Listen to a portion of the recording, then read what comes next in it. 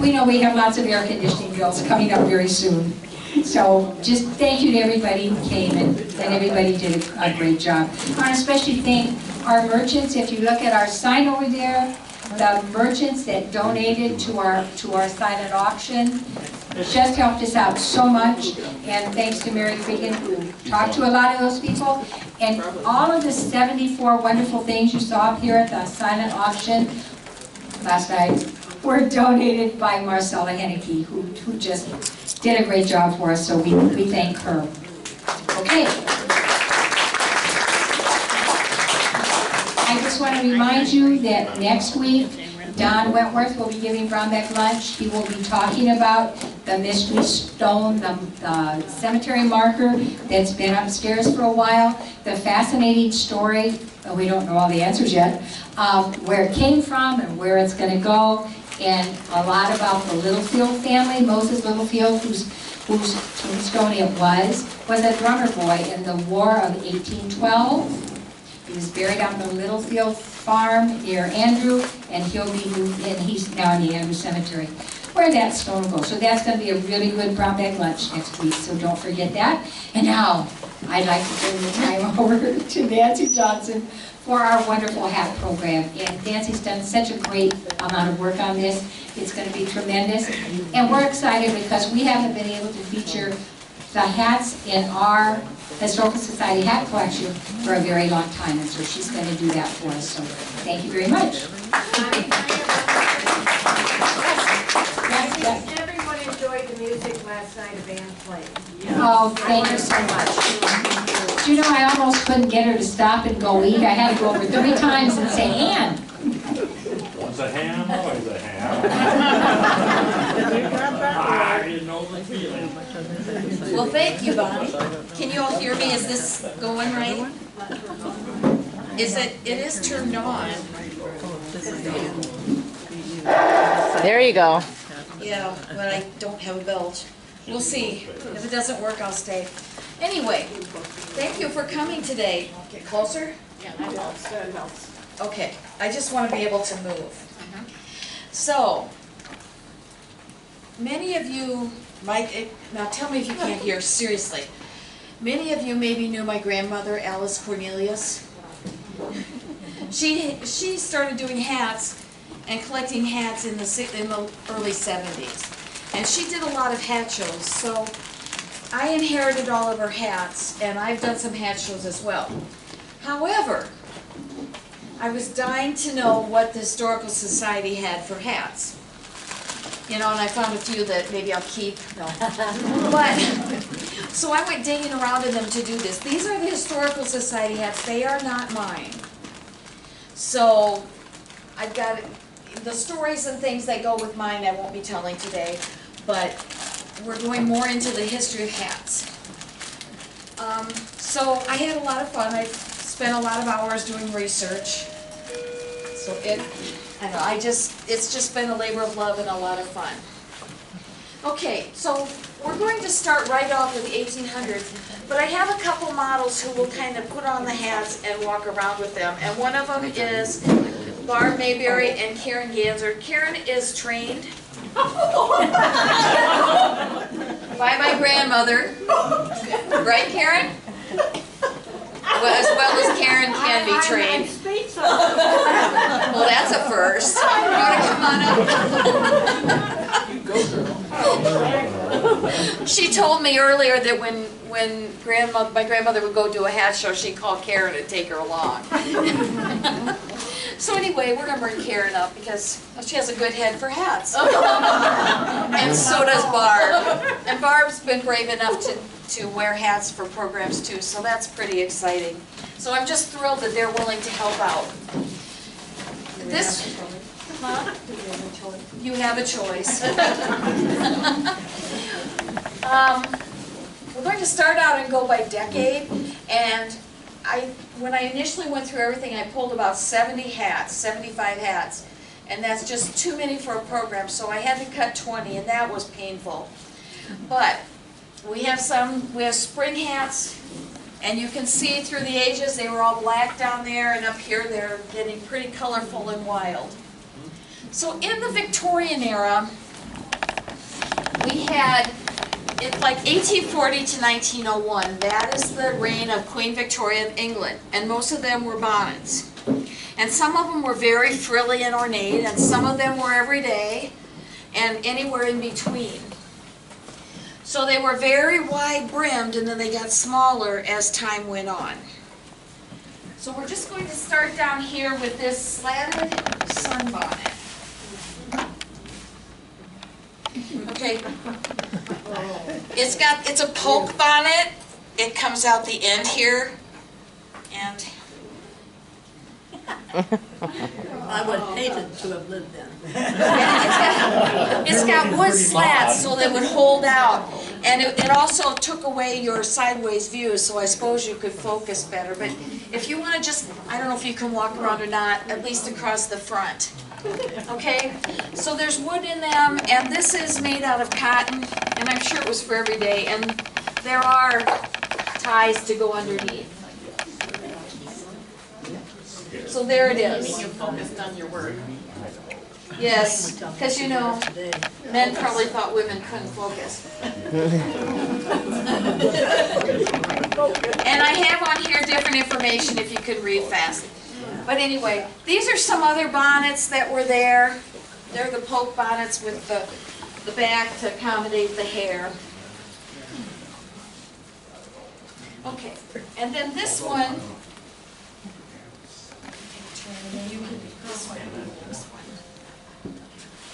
So this was my Aunt Opal's hat.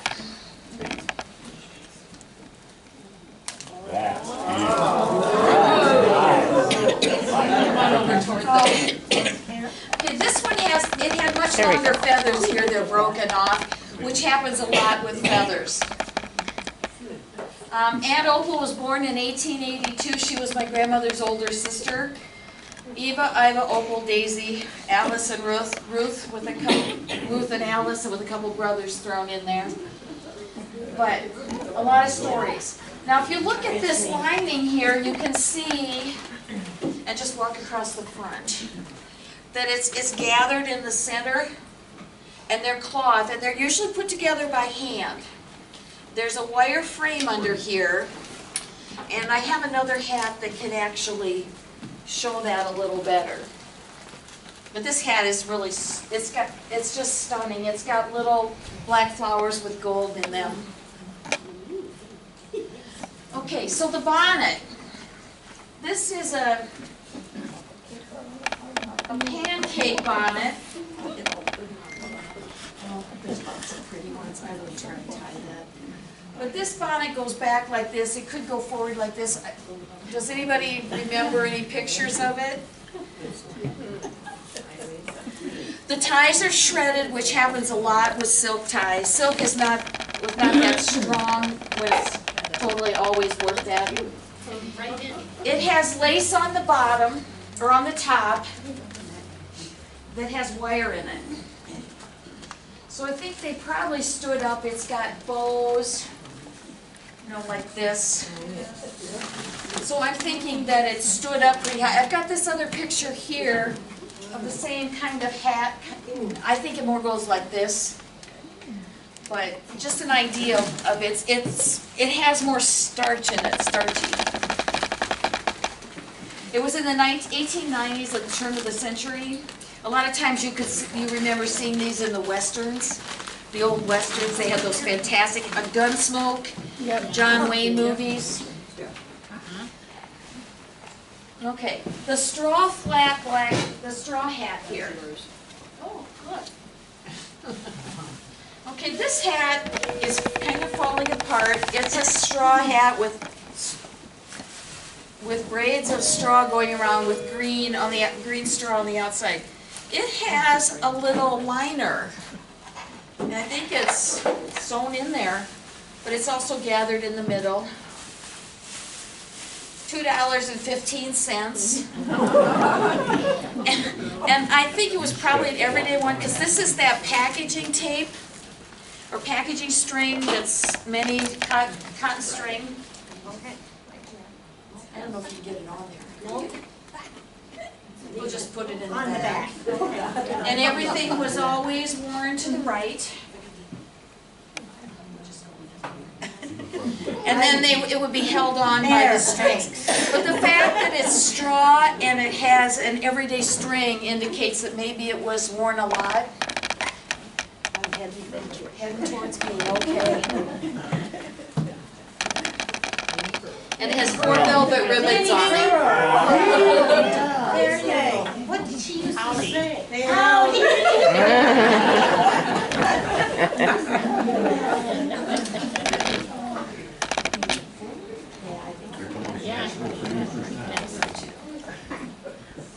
Okay, so this is a secret.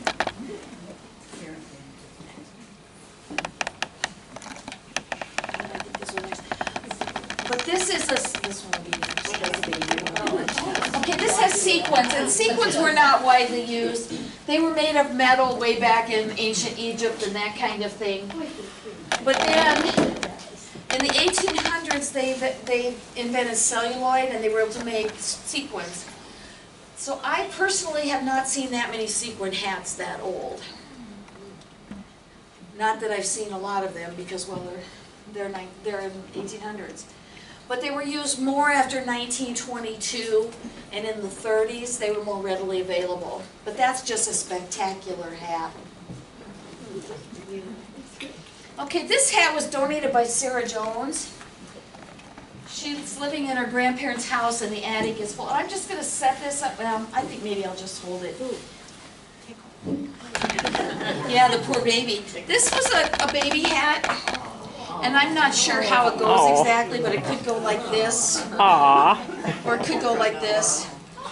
But this is, it's got ribbons across the front. And a little ribbon. Ribbons tend to be flat. It's got fringe back here and it's quilted. But inside, it has a note in it still. Aww. And basically what it says is, a present from Aunt Sarah Elred to the baby. And it's hard to read, but basically, for the baby to wear if it lives. Aww. You know, back in the day. So this has to be the middle 1800s, but what a spectacular little hat. And it's got little loops of ribbon under here, and that would come down on top of the face. That's just a beautiful little hat. Who's next?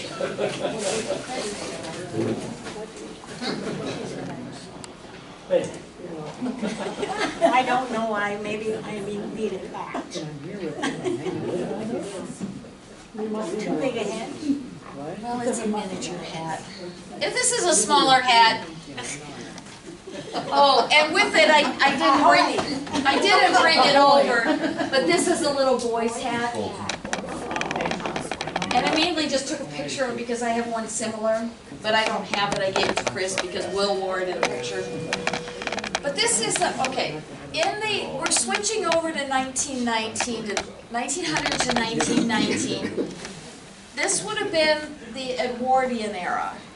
King Edward the whatever, after Queen Victoria. He didn't reign very long because he, like King Charles, waited a lot of years because Victoria had that long reign. But anyway, it was a very affluent time, and he was, if I remember right, he was kind of a partying king, you know. So the hats got really, really big. Hat pins held these hats in place, and they were like, they could be this long, and they actually ended up being outlawed because they were a weapon. They considered them weapons, which pretty handy to have, right? The Titanic sank in 1912, and if you watch the movie, they had the huge hats.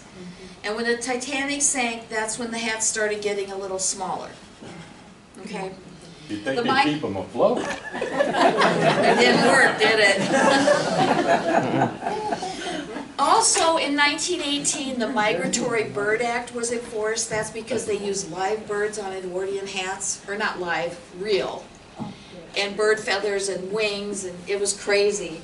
But the Audubon Society got with the law, and they got this law enacted. So then they just used feathers, barnyard feathers, and dyed them, and used parts of, they created wings. I've got another example of that. So during World War I, the hats got smaller.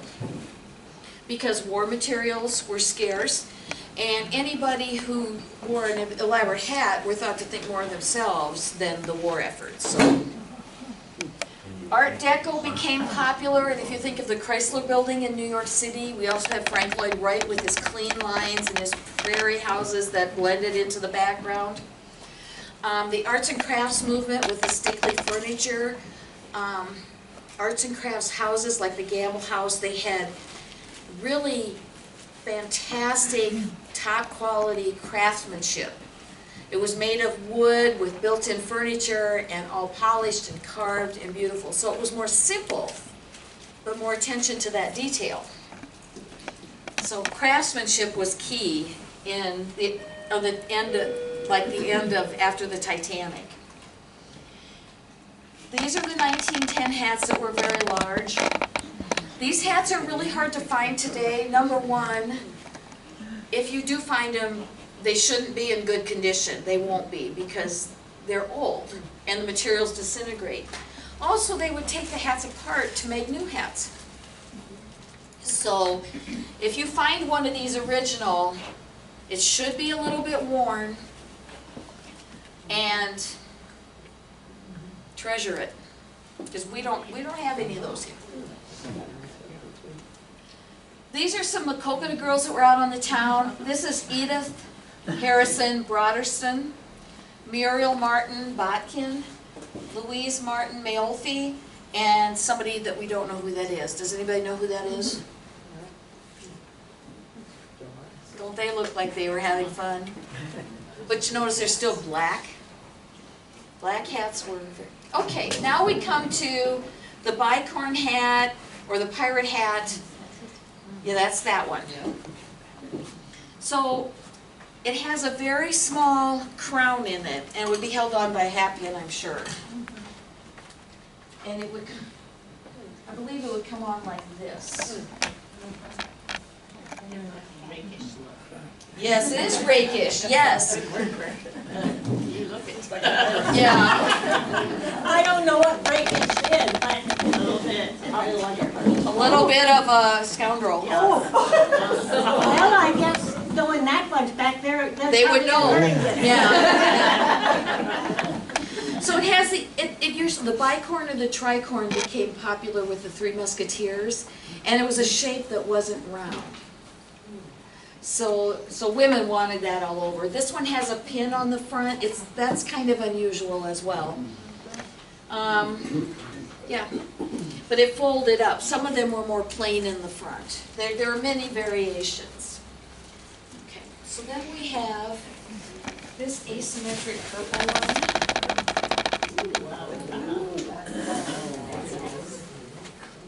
And we've got this, I assume it comes down. This is just an asymmetric hat. You know, it is still fairly big, but isn't that spectacular? Oh, yes.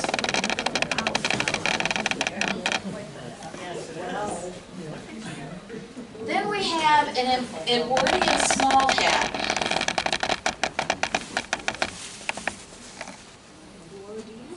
Edwardian, that's just what I called it. Now this one is made of hat board. And it's kind of a cardboard. It was heated, and then it also has ties in the front for this. It was heated and molded into a hat form. And those...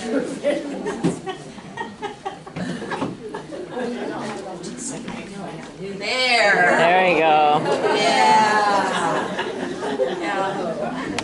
It has little pleats in it. It has the feather and a bow. And it just looks like a little bit like a riding, you know, can't you see that? Oh, beautiful. Now where did the clicker? I never set it down.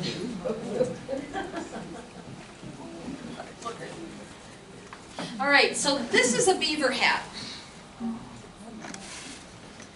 And with beaver hats, many have feathers, they have flowers, but it also has this huge crown in it. And that's because the hairdos were big. So this is gonna sink down a little bit, but you put a big,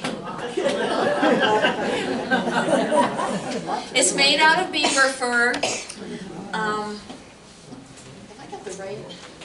I don't know. And it's got a, it's not, it doesn't have a lining in it, it's lined with fur.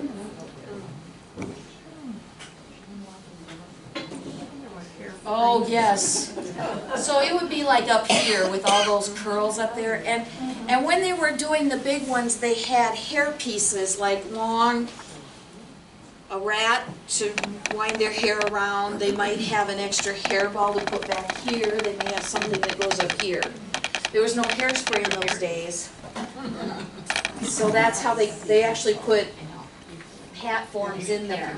And of course, it required a hat pin. Yeah. Beaver hats are awesome. There it is. Okay, this is a coal shuttle bonnet. Okay? And what that means is it's flat on the back like a coal shuttle. That's different from the poke bonnet that went like this. It's flat. You knew Alice Bolte, didn't you? Yeah. Well, this was Alice Bolte's hat. Really? The story is that she was wearing this on a wagon in 1918, probably on the way to her wedding. Now, I can't argue with, or somebody saw a picture. I can't argue with the story, but to me, this belongs in the 1800s. So I don't know if she was like some of us, wants an old-fashioned hat, or I don't know. So instead of putting it here, I just kind of put it at the end of the 1900s, 1919, because that's the story, that she wore that on her way to her wedding. So go ahead and walk around. Yep. And it's just full of flowers, it's just happy, but to me it looks a little more. Now Alice Bolte is from Andrew, so I knew her when I was little. Well, she actually died in 1993 at the age of 97, but yeah, she was one of those ladies in my childhood that was already old, although I was kind of doing a little math and she would have been my age. She was Bonnie Turner's mother, and I was at her house. Bonnie Turner, well, Dorothy Kelchner's her daughter too. Bonnie and Betty and Elaine. Yeah, I know, my mom thought the world of Dorothy Kelchner. And is she still living? No, but she didn't pass away very long ago. Yeah, and then of course Andy, he died in '88, so they were very long-lived. Yes. So, yeah, Alice, paying tribute to Alice. She lived out there by Debbie's. Horsehair. Now this bonnet is horsehair. Some of them, there is one there that is completely horsehair. And you know, one thing this shows is the frame that was used. It has straw right here over top and a velvet ribbon right here. But the horsehair is very fine, it's falling apart, and it's woven in a design. I don't know if you can quite see it there. And it's starting to fall apart, and there's a little wispy feather here. Who's next? Oh, I'll go with Barbie. It's hard to keep track. But these hats were much cooler. Horsehair could be very fine and very smooth. Like this hat, I don't know if this is horsehair or not, but it's in a later hat, It could be very linen-like, it could be very coarse, but it was used a lot for summer hats. And I think maybe that feather might be broken as well. Feathers are very delicate, especially when they get old. Because I have a few feathers where the fuzzies are coming out of it. And then this one I'm going to put, I think this one's next. I'm going to put this on, yes, this is going on Barb because she's worn this in the past. Doesn't she look spectacular in that picture? What program were you doing? It was a women's club, Year of the Woman, but it was during COVID, so it had to be held out at Prairie Creek so everybody could be outside. Yeah. We all portrayed a person from Maquoketa. And who did you portray? I was Nancy Hall, Lion, She had several other names. She was married like three. She outlived 2 or 3 husbands. Anyway, it was fun doing that. Well, and she's also got a museum dress on, and you said it was hard to find one that fits because they were very tiny and added a corset to it back in the day. And it had big bustle out here, so I had to kind of swing this around. I didn't want to ruin the dress, you know, the hem or anything, so I had to pull it up and fix it so that I didn't drag anything, because it had a long train. And you were outside. Yeah. Yeah. Well, this would be an Art Deco toward the end, with the straight lines and the geometric. The Chrysler Building being built in the Art Deco style. If you've ever been to Radio Music Hall, which I was lucky to be there on a trip once, that's all Art Deco. It's the curves and the clean lines from going into the 20s and on. So this, and it's got teal underneath here. Isn't that pretty?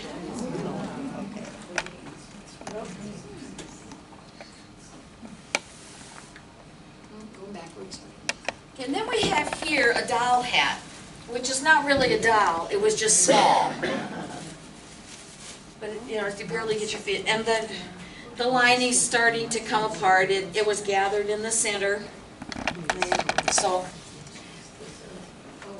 and this one I think went like this. Does it? If anybody has any better ideas, or it could go back here, but I think it went up here. And it's a bonnet.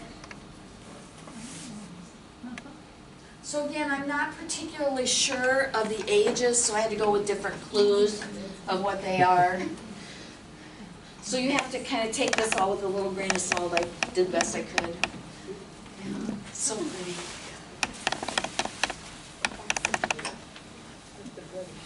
Okay, so then we come to the 20s, the Roaring 20s. Does anybody remember stories from the 20s? Because I'm not sure anybody here was there.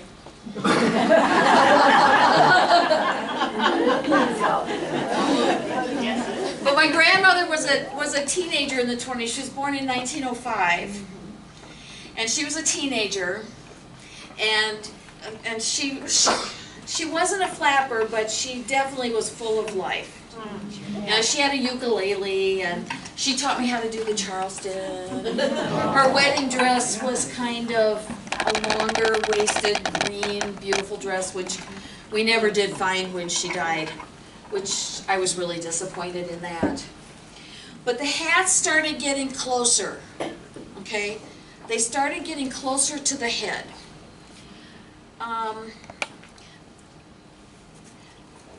All of a sudden they were wearing short bobs, you know, and some of them were curly. My grandmother had one. Okay, so with short hair, you could have tighter hats, and they did. Women, there was also prohibition. There were speakeasies where people would go and they'd open the little thing and they'd go in, and so they were always dressed with, you know, there was the headbands with the feathers, or a cloche, and they would just dance the night away and drink and smoke.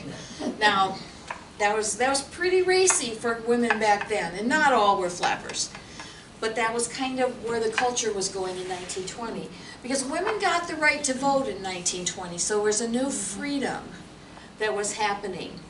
There was a lot of money. The nation's wealth doubled. The GNP expanded by 40%. And the consumer culture began. You started seeing ads in magazines and newspapers, and everybody was beginning to buy the same thing. And this was the start of consumerism. More people started living in cities instead of the rural areas because of the factories growing and coming in. And then, of course, we know this racy lifestyle with all the excess and all the money came crashing down in 1929. So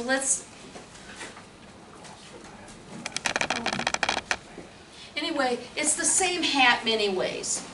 So basically, even Vogue quoted that the hats were really boring because they took the same shape and just made it different. So it kind of started out with the beret. So we have here a nice little felt beret.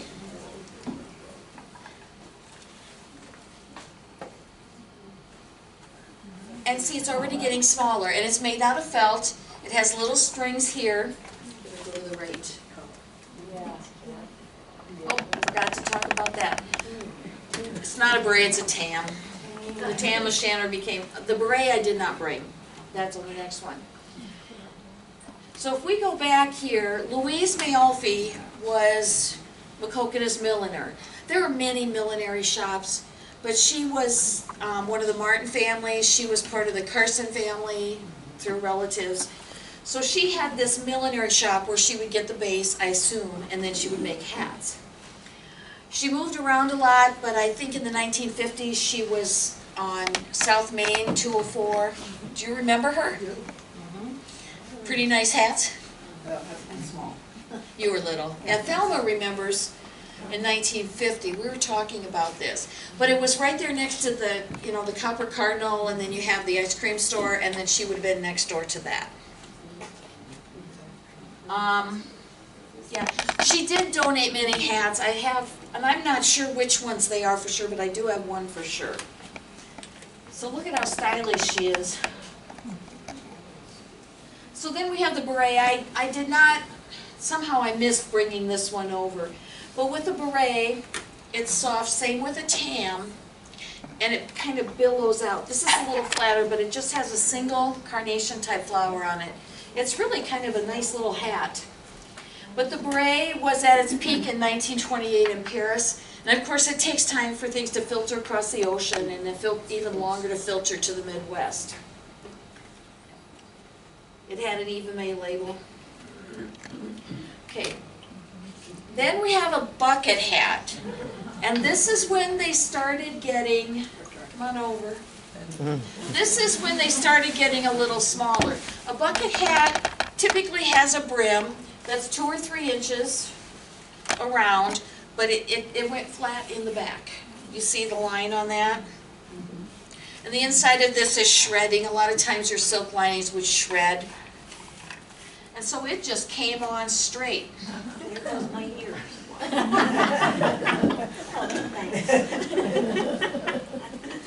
So this one is a tangerine, and I think this might be one of Louise's as well. But it has little velvet flowers on it, which dates it to the 20s. And it was by Helen Ruff in 1929. So yeah, pretty neat little hat. Girl green ribbon. I don't think I got that one refined very well. So then we have another bucket hat. And this one is straw. And this one has a liner in it. It's also lined here. But I'm thinking that maybe this was in there to make it a little smaller. I don't know. But anyway, and maybe we don't need the liner. It looks like it'd be hot. The liner would be hot. Well, it's cotton and tapestry. But let's just bring this on. Yeah, that fits better. Another bucket hat. And the brim is a little bit narrower. So I just thought that was, oh, you look lovely. She really does, don't you think? I like that straw. Yeah, the straw is beautiful. It is narrower at the back. Yes. And then here we have a cloche. They also wore berets, but I didn't bring the beret over. But this one is beaded, and it's got braid on it, and it's lined.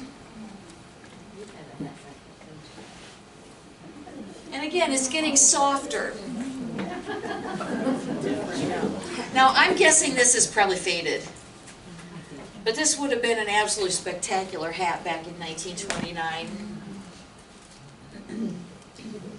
And here we have, Karen Weimerskier has one of these as well. But it's a beautiful crocheted hat with little medallions on the back. I hope you didn't do your hair today. It's is undone now. So, but you can see there, and see it's getting closer as we go.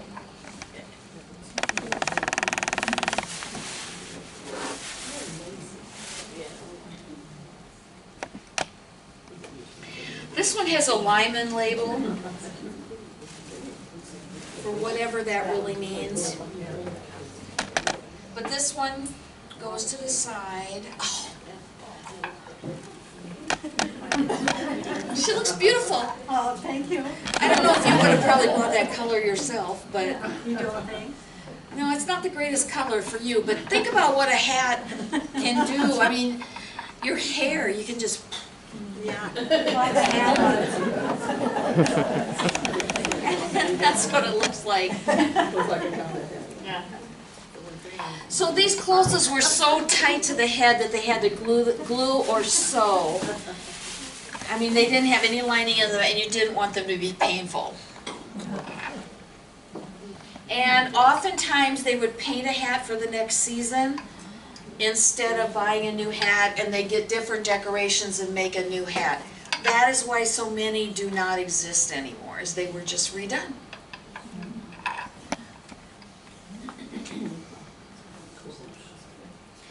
So we come to 1930, and I kind of named this as hilarious hats, because these hats are all over the place. This was the era of the Depression. People had no money, and if they had money, there was nothing to buy. So I think a lot of hats were jazzed up because they made people feel happier. Materials were scarce early in the decade. Hats started out close to the head, like the closes in the 20s, but they came bigger. And as they got larger, they got more hilarious and more outrageous, and it was just, the happy days are here again. Happy days are here. But they were whimsical, cheerful, they were quirky, and just in general fun. Art Deco design began in the late 20s, early 30s, so you had a little bit of that influence as well. So, I believe this one's next. So this is a Panama, made out of Panama straw. A Panama hat is not necessarily a style. They are usually simpler. But Panama hats, actually I guess they were grown in Ecuador. But Panama hats were worn by men for a long time because in the gold rush, this is what they wore. They're cool.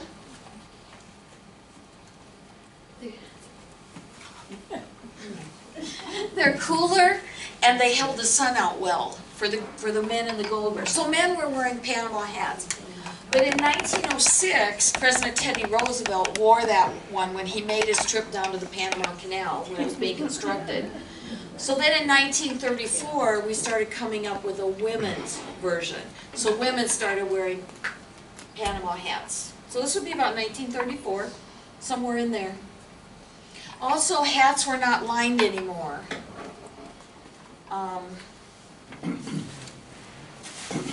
That's gotta be my favorite. Oh, this one? Well, you get to wear it. But they were not lined anymore, but they had a ribbon around it as a sweatband. Okay, so you can see in this one that there is no lining. But this would be one of the outrageous ones, the fun ones. And it has sequins. And fringe, and hats were getting taller because of the skyscrapers being, I don't know, is that right or is it straight up? Again, hats were always worn at an angle. At an angle? Okay. Yeah, most of the time they were worn at an angle because it just is a little bit more stylish. Oh, that's fine. Okay. But this one has sequins on it, it has some, I think it's kind of a plastic type of thing. It's plasticky, but I don't know what it is exactly. This belonged to Hilda Flegel. Oh. Yeah. Was it your aunt? Distant. Yeah. Yeah. She was the grandmother of Wanda, right? Wanda Ganser? Yeah. And Wanda did do this one as well. She did. So skyscrapers were starting to go up, and I don't remember what I read, but they were buildings of all those stories that were just on a basic steel base. So hats got taller, and of course, a happy hat for the 30s. We needed that at that time. A small crown cartwheel hat. I'm getting toward the other side. Yeah, it is. These were coming out in the 30s. A lot of times net became torn very easily. It dried out and it got torn, and a lot of hats have them gone. Now this has got some bonnet. My sister used to wear one like that. My sister used to wear one like that. Yeah. I need to do a little more research on how they wore them. But then this was worn on by the Had to bonnet. tie it Yeah. to keep it on. But I think they were cut off because, or they had some sort of a buckle on it. Yeah, 'cause there's Yeah, that does nothing look to right when you hold it hold on, it. but No, What was the purpose of the veils? That's what I thought so too. it's just style. It's style. probably more mystery, Oh. you know, and allure of a beautiful woman. But they just were popular. They were popular through the 50s as well. So yeah, it's got a very small crown. It would be your whimsical hat. See now, with the veil, she looks much more mysterious. You know, it probably hid any of those skin imperfections, you know. Okay, this is a pretty high fashion hat that was made out of cellophane. It was invented about in the 30s, late 20s. And cellophane is real shiny. You might even be familiar with it. And this one has, I suppose this started to go on the back. But it's covered with, it's got a thick ruffle here and flowers. And Elsa Schiaparelli, or how I think that's how, she was a hat designer in the 30s. And she had license, with hats becoming whimsical, she just went crazy with them. We do have one hat up there from, and I don't know if that's it or not. But she used it in her hats, and she used new materials in uncommon ways. So anything was game in the 30s. Cellophane fashion was popular too, but then more practicality, and you got more thrifty and all that happening. Here's the lady, see this one?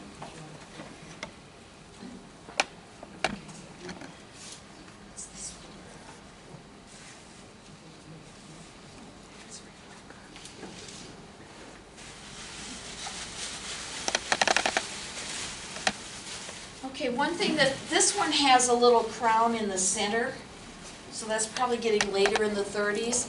But with the Migratory Bird Act, this one just has bird feathers here, and they're plastic, or these are probably chicken feathers that have been dyed and painted, and then they made little celluloid beaks here. Oh. This, That wasn't around yet. I think it probably, it's elastic, so maybe it's a little later than I think, but it would go back over the back of your head. Go around a bun or pinned in or something. But if you notice, this is the chick. This is pretty outlandish. How dare you? But this is the whimsy of the 30s. They needed something to keep themselves cheered up. This was donated by Jean Buckner. So, and it's a wild color, and it was probably brighter. Oh, you look very nice in that hat. Yeah. Yes, she does. Yes, she does. She does. Okay. All right. So this one is actually a Louise Mayolfi hat.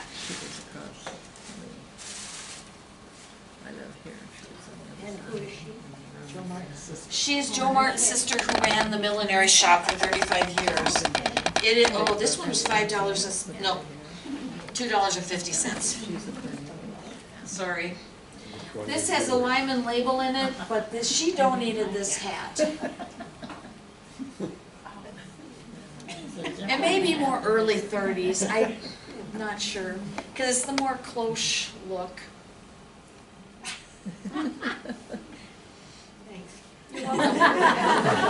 But look at her from the back. Isn't that a cute little hat? This was donated by Louise Mayolfi. It's a loose weave, it's peachy pink, and it's got the curled up, and it's a softer, more relaxed hat. And it's got chiffon as a liner under the brim. Flower chiffon, more relaxed.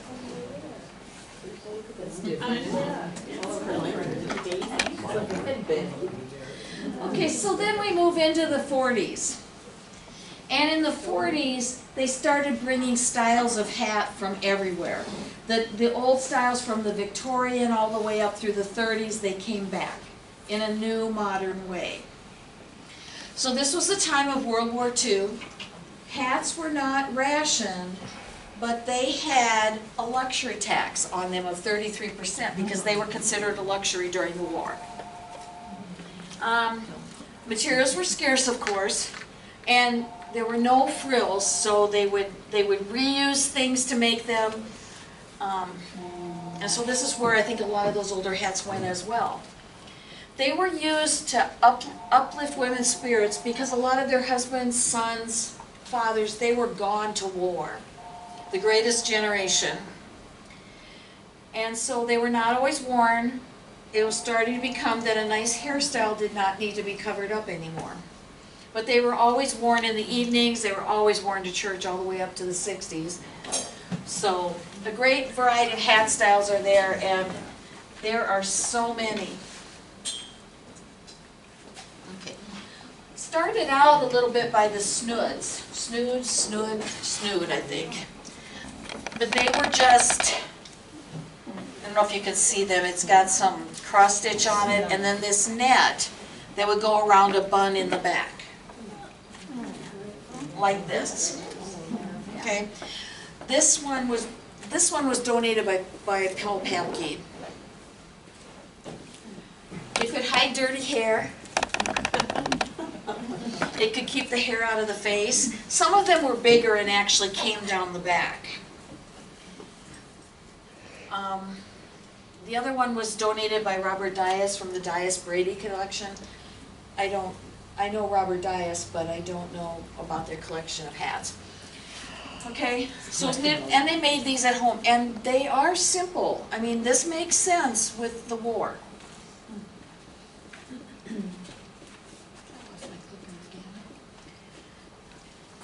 So then this is a suitor.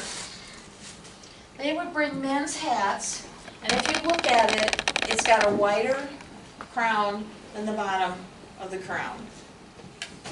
And these are just amazing. It is unlined. Where's the back? Here it is. And they went over on the side. They were definitely over on the side. Some of them were smaller and were a tilt hat, maybe. But it has two feather palms on it. They're just feather bunches that are curled, like a pom-pom. It has a ribbon band, large bows, and a tall feather. You could even come further ahead. Okay?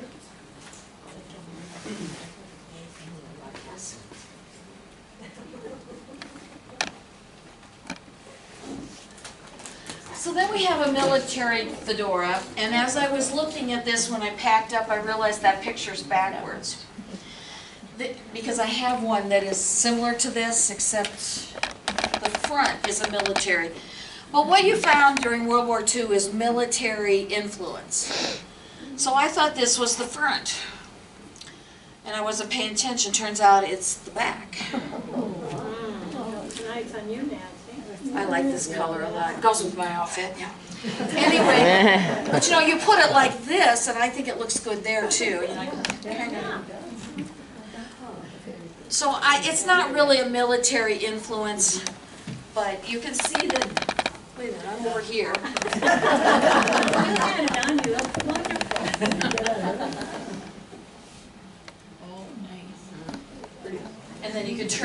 on that because that has, this is the back. And I think it looks nice either way, but.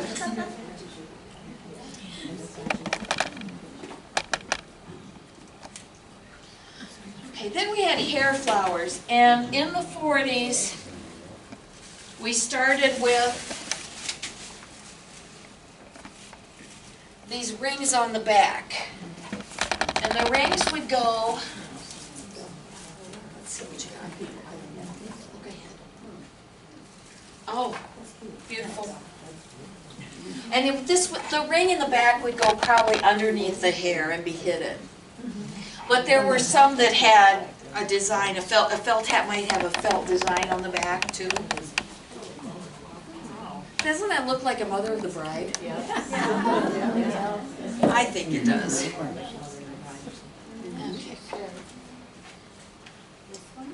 Okay. Right? Robin. You need to come like this. Sure. See, I think that looks nice too. But that's only because I have one like it. Okay, this is fine straw. And I kind of wondered if it was horsehair. Where is it? There it is. Now I call this a profile hat. Because if you look at it, it has a crown in the middle there. It's kind of different. The brim here is turned up. But how this went was like this. And I'm calling it profile because it would show off a lady's profile. Now some of these profile hats were a lot bigger when you were young, you know, and this is a little flatter, so that's just what I called it. But this is a very fine braid, and it's a summer hat. It's very light. It's got the feathers underneath the brim. It's just a pretty little hat.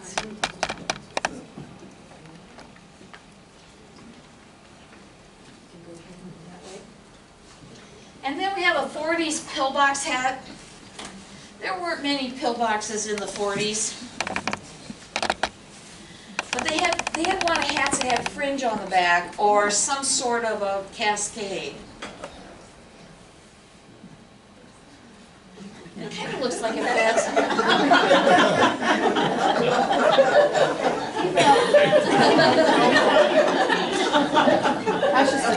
One more time. Oh, that looks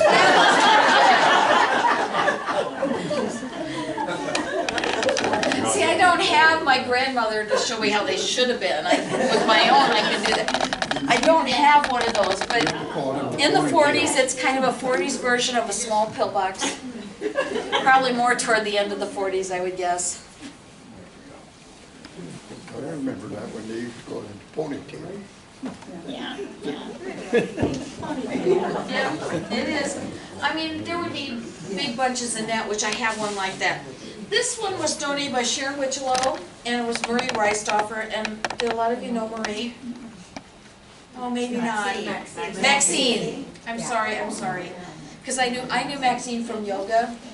She started doing yoga at age 80. So you guys, when I tell you you can do yoga, you can do yoga. But she could stand on her head. And she did it every week. She was a very tiny woman. To the side. Yep. Just go back. Isn't that a beautiful little hat? And you can see they're starting to get a little smaller. And hair was, you know, it was the wartime. And you can see this mimics the 30s, maybe the 20s, no, not the 20s. It's a smaller version of some of these back here in the 1900s.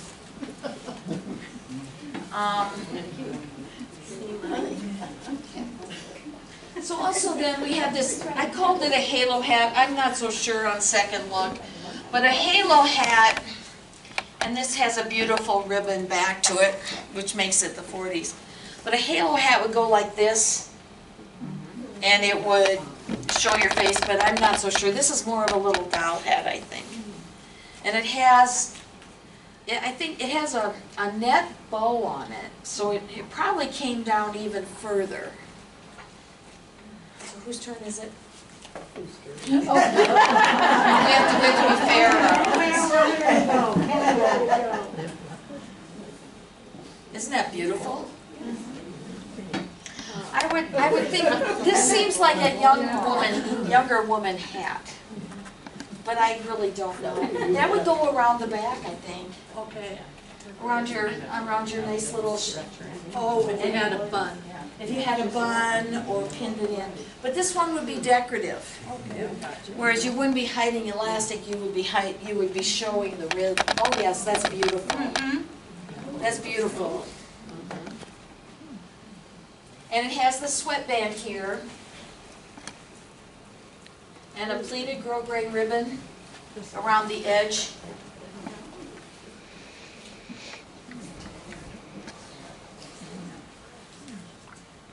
And then in the 70s, we came to the picture hats. They were also called cartwheel hats.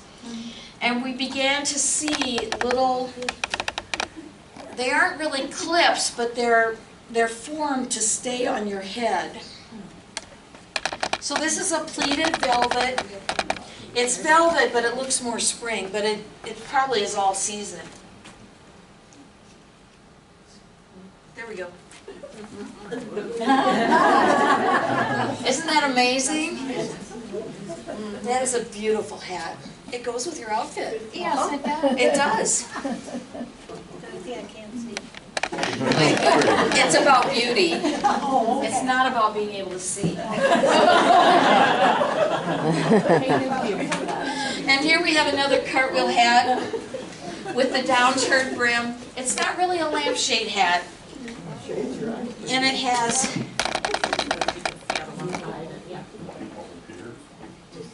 but they did come down. Now to me these are very stylish. You straightened it out. It's fine. It's fine. And maybe it's supposed to be straightened out. No, I don't, I think you said it. But I think most hats are just a little bit more complimentary if they're at an angle. Because if they're flat, it's going to make your face look wider, whereas if it's at an angle, it's going to make the eye go down and thin out your face, which is usually the goal. This one down here, they had open crown cartwheels, and you can see there's no crown here. I can't do that. Right here. That's open, and so it would be cooler, and they were very popular as well. So then, in the 1950s, we went from smaller hats because we had bigger hair. And of course, as we all know, the hair kept getting bigger and bigger through the 50s. So in the 50s and early 60s, we had the post-World War II economic boom, and then of course the baby boom, which was all connected because the war actually was what brought us out of the Depression in the end. The economy and the manufacturing that went into the war effort. More women were working outside the home. Unemployment and inflation were low, wages were high, and the middle class had lots of disposable income. This was like a golden age of everything. I mean, we had mid-century modern, so it took from the Craftsman and kind of moved through the 40s, and there's probably many of you that remember the 50s mid-century modern. I mean, I remember it from when I was little. But it had all the stars and the bobby socks and the, yeah.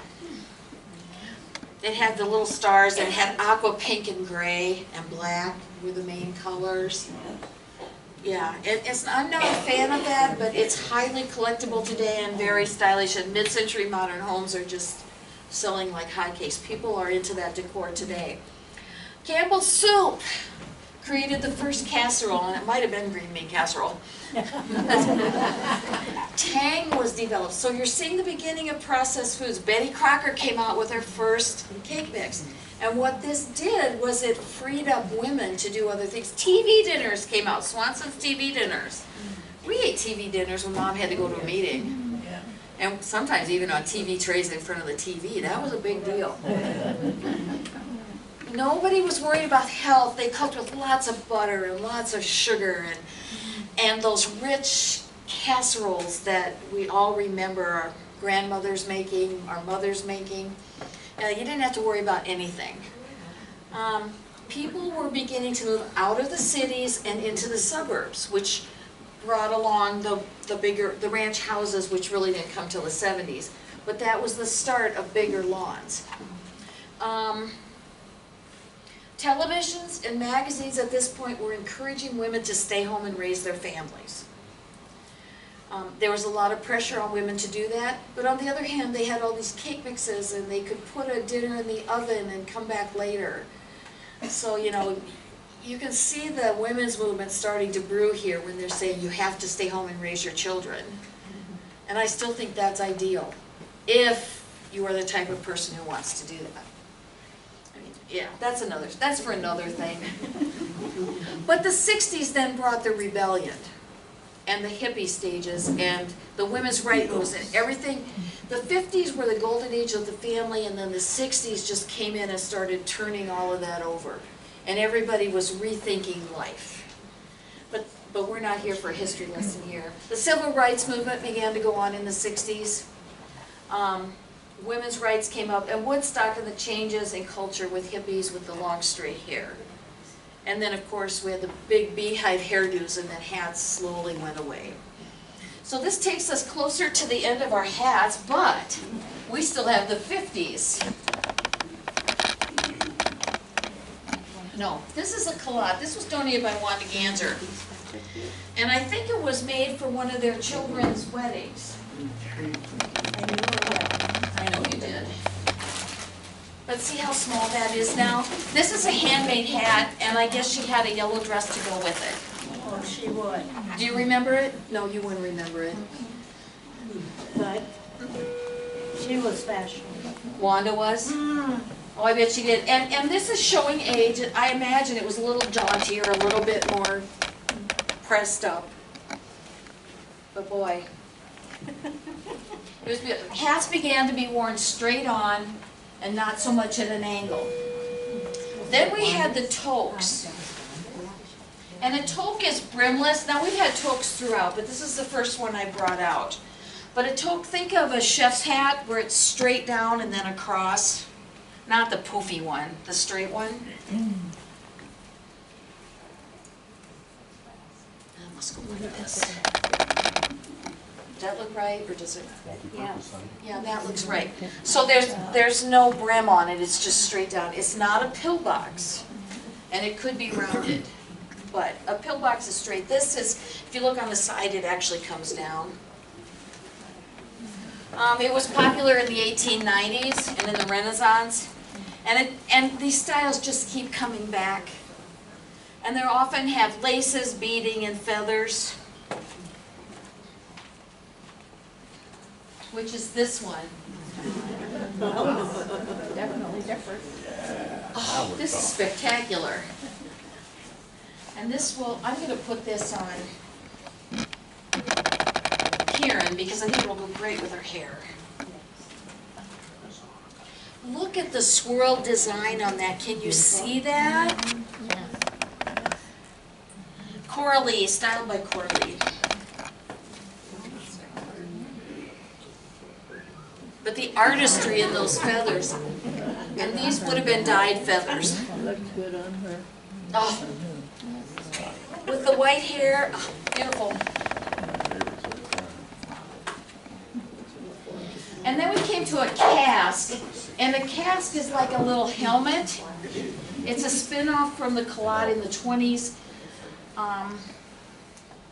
It began to spread, the toques began to spread around the head. And so, this one's from, oh shoot. This one's from the estate of Marie Blitchen. I called Kathy Oler, she happened to be sitting there playing cards with Mary, her daughter that did it. But you can see that they started to come around the head a little bit more. Beautiful colors. This has maroon ribbon winding through it. But yeah, another beautiful hat. And then we had this hat. And I'm really not sure, but it has, the label's right here, so we think it probably was worn like this. And it has feathers. Just put that there. Now, it had this bird on it, and I had to just pull it through with the, normally the wires would be underneath, so if you're getting poked, I'm sorry. Yes, I know So it's sorry. right. And this has this has a fake bird on it, a full bird, No, you don't. and it probably would have been pinned down. There must have been pins on it to hold it because it's, yeah. Worried about Friday, Mike. Don't show that. Don't show it what? Nothing. Well, it has two pom-poms and a large nail crown, so it probably went something like this, turn around. You know, and so, yeah, you look beautiful. Can't hold my head and the carpet either. Okay. I don't know either. I don't think so. Oh, yeah. This one has just got a wire-covered frame with little velvet leaves on it, little white flowers. To me, this says wedding. Wedding, yeah. I had a little half hat that had a sash underneath my chin when I was little. You know, this is the real reason Pat went out of style. When they started putting this thing on, I got a headache every time I wore one. I could hardly wait till we didn't have Did you hear her comment? She got headaches when she wore these in the I said, that's 50s. the reason hats went out of style. They poked them in the head and they got a headache every time you wore them. But yeah, it does. This has a beautiful hat on you. Well, this one, it doesn't pinch so bad. No, but I bet they did so they didn't come off. Yeah. This is a half hat. A lot of times they have net through the middle. And then we have the shell-shaped hats. And I don't have a little pill box with me. I don't know why I grabbed that. But this would go on like this. And it has the sides pulled in and shaped to go there. This has a little design on the top, and the veil is kind of going away. But the veils don't usually survive because they're very fragile. And then the open crown pillbox. These came in every color imaginable. There's a blue one there. Oh, and you wore yellow just for this. Right. And they were worn on the back of the head in the 50s. Instead of being forward and up and over, they were on the back of the head.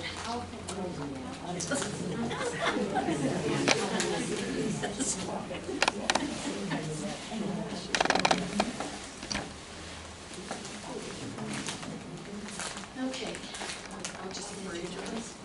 Well, sort of. Okay, so early in the 1960s, the Breton came on, and this was farm workers from Paris, or from France. And it had an upturned brim, and it just went on like this. I have a yellow one at home, but it's very perky. It is kind of like a sailor's hat, but it's got a taller brim, and some of them were really fancy. It has little arrows on the back.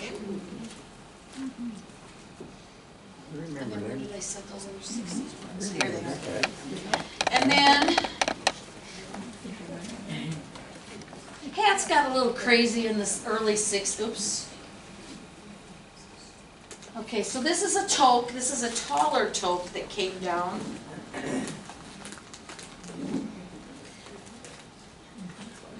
And that had stripes.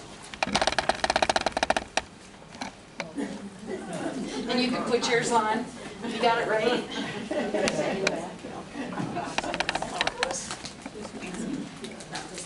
Oh, really? So the toques of the 60s were higher. This is a cloche from the 50s and 60s. They were worn straight on the back of the head, but there's still that cloche. A cloche is a bell. And so it has that bell shape, the same thing in the 20s. And I remember my mom had a red, white, and blue one, something like that. And then this is one, I pulled this one because this actually looks a little classier than this one. I just think this looks like more fun. Of course, it was much perkier in the 60s, you know, it's kind of sagging. And then this one's just sharp aviator type of look with the black and white. You could add a red. I said it was worn Easter Sunday and never worn again. Oh, they wore hats a long time. So with that, in our 60s hats, I always go to references when I'm looking at articles. But that is basically the end of hats. The beehive hairdos came with all the, and they wore those little ring net things to church because, you know, sometimes I think they were tempted just to stick a handkerchief on top of their heads just so they had a hat in church. But anyway, that concludes it. I want to thank my models. And I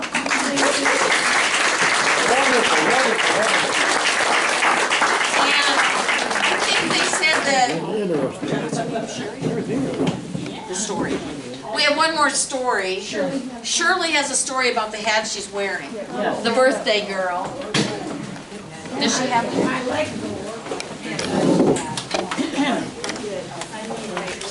Okay.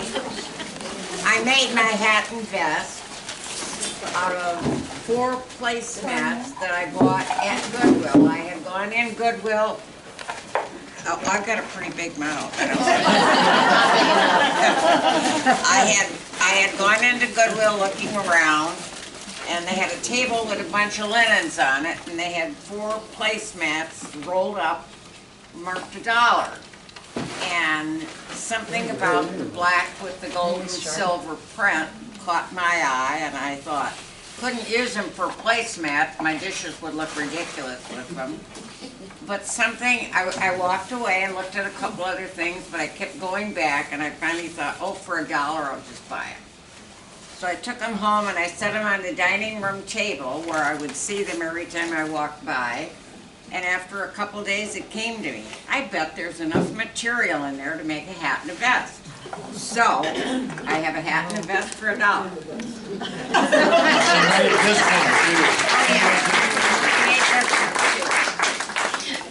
Those are beautiful. Yeah. Those colors together are very classy. Well, thank you all for being such, yes.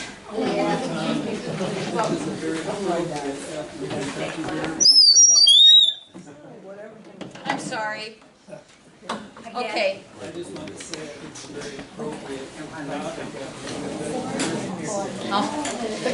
The Kentucky Derby hats, they're outlandish too.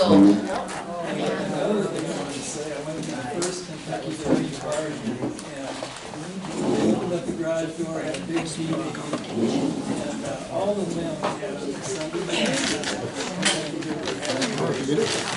Oh, that's fancy. Actually, they sell them there. They have a Kentucky. Oh! I thought maybe you went to Kentucky. Mingled with the horse people. I need to take everything that you're going to throw. So if you have hat stories, let us know. Okay, we have to collect hat stories. So I just want to thank Nancy for such an awesome program. Aren't you impressed with the historical spectacle?